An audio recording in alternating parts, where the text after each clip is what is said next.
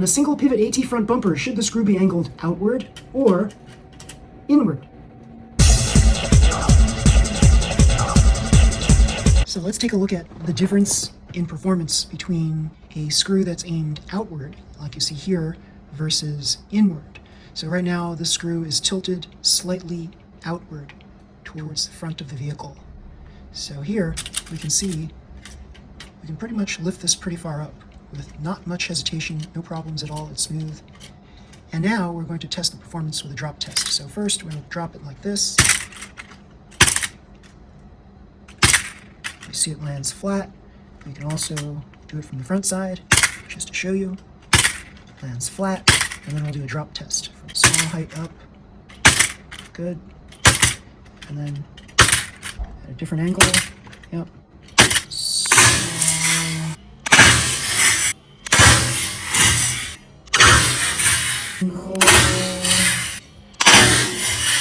Good. Now, what happens when we turn this 180 degrees? So we want to make sure that the screw is straight on the front. It's angled more towards the rear of the vehicle now.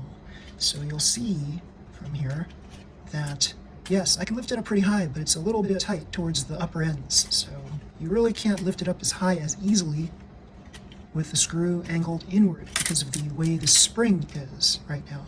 Right now there's a little less distance on the rear part of the spring versus the front part of the spring, whereas it was the opposite way when we had the screw aiming outward towards the front of the vehicle. So let's check to see what the performance differences are here. So here, do a drop test.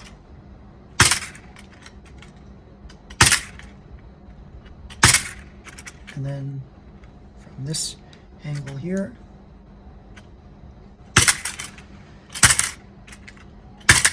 and then from a height.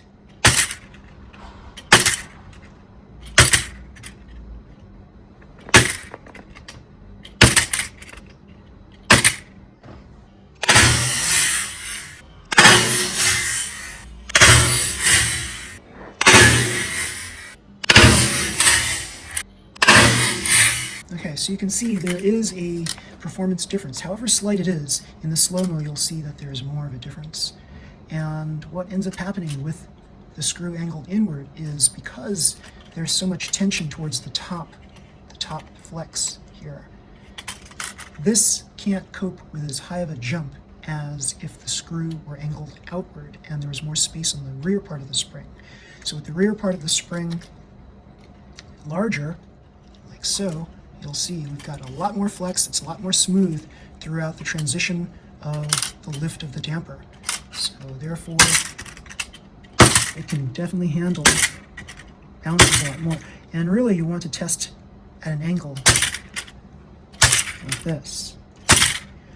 That's really more of a true test as to how these cars jump and land onto the track.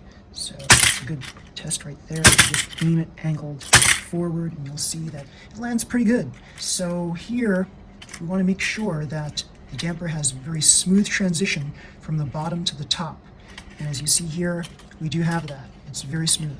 Whereas if the screw were angled inward, you don't have that smooth transition from the full range of the damper.